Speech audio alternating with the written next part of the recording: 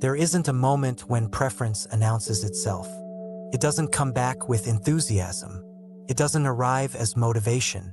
It doesn't feel like desire waking up again. It comes back quietly, so quietly that you might not notice it at first. For a long time, nothing leaned anywhere. Choices felt flat. Options felt interchangeable. Days unfolded without pull or resistance. Not numb, not empty, just neutral. That neutrality wasn't a problem. It was a pause. A system that had stopped pushing, stopped chasing, stopped trying to correct itself. And in that pause, something important reset. Now, slowly, without effort, there's a slight tilt again. Not toward a future, not toward a version of yourself, just toward one thing instead of another. You sit in one chair instead of the other.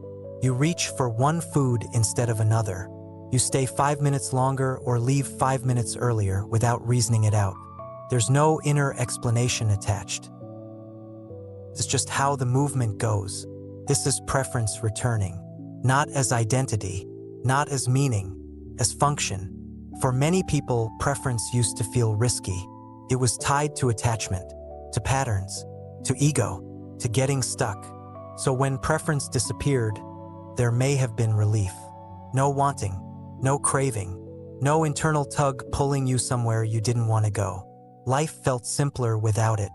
But life doesn't stay neutral forever. Neutrality is not the goal. It's a resting state. And once the system settles, preference begins to operate again. Not loudly, not symbolically, but practically. The mistake is thinking preference has to come back as desire. Desire wants something. Desire reaches forward. Desire builds stories. Preference doesn't. Preference just orients. It's the nervous system saying, this fits better than that, without explanation. Plant doesn't desire sunlight. Turns. That's preference. You don't choose what you prefer. You notice what you move toward. And because there's no narrative attached, it can feel almost insignificant. You don't mark it. You don't reflect on it. You don't turn it into a signal about who you are. You just move. That's what makes this phase easy to miss. Nothing dramatic happens. There's no announcement that life is coming back online. It never went offline. It just stopped being managed. Now movement resumes without commentary. You may notice it first through avoidance. You don't push yourself into certain conversations anymore. You don't force enthusiasm where none exists. You don't stay in situations that create quiet tension. Not because you set a boundary. Not because you decided something. You just don't go there. The absence of force becomes noticeable. Then, gradually, approach returns too. You linger with something longer than usual. You repeat a small action.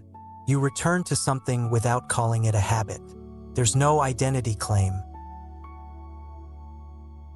You don't say, this is who I am now. You just do it again.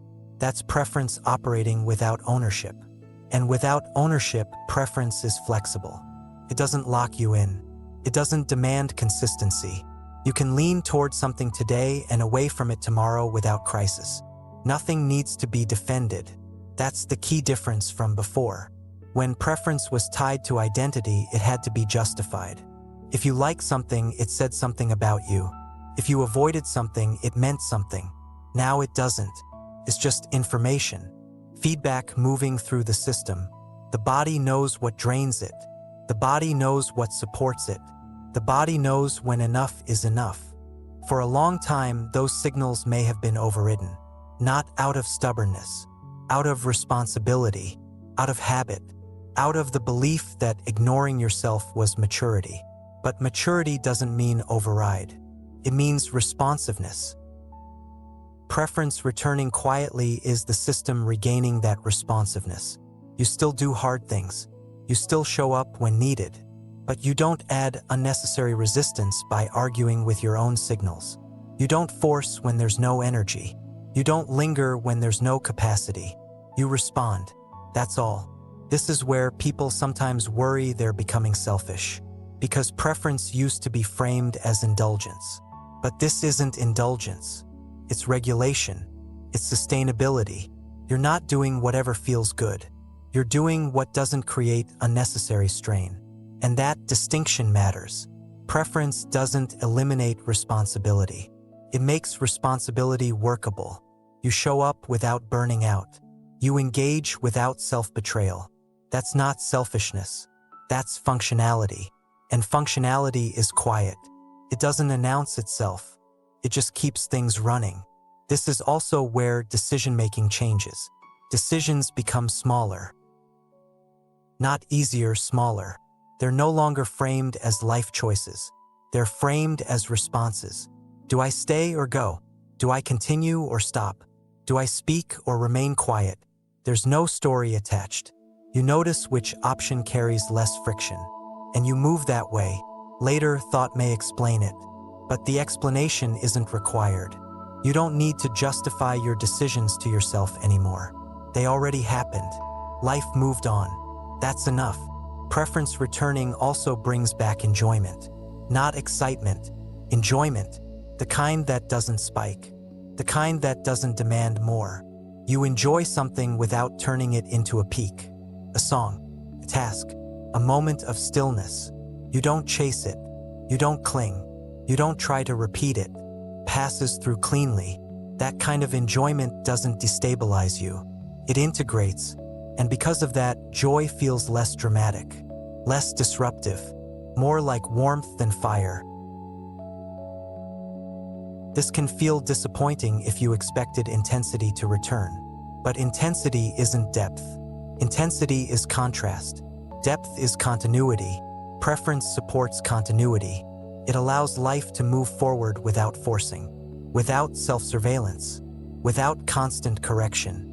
You might notice your preferences don't always make sense. You don't analyze that. You don't fix it. You trust that coherence emerges through living, not planning.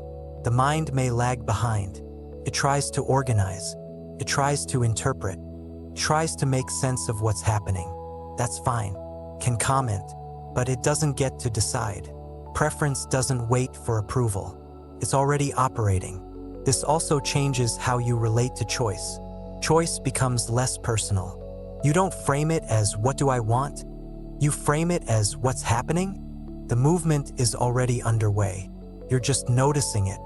This is where language like listening to yourself falls apart. That language assumes a split, a self listening to a self. But here, there's no listener. There's just response. Signals move. The system adjusts. Life continues. No interpretation required. That's why this phase doesn't feel like growth. Growth implies direction.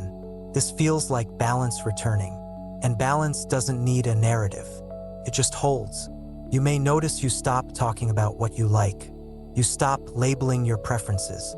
You don't introduce yourself through them, because they're not part of a self-image anymore. They're temporary. They shift. They adapt. You don't need to explain them to be allowed to follow them. That's freedom without performance. You're not becoming someone new. You're allowing the system to function without interference. That's all. Preference returns quietly because it never needed attention. It just needed space.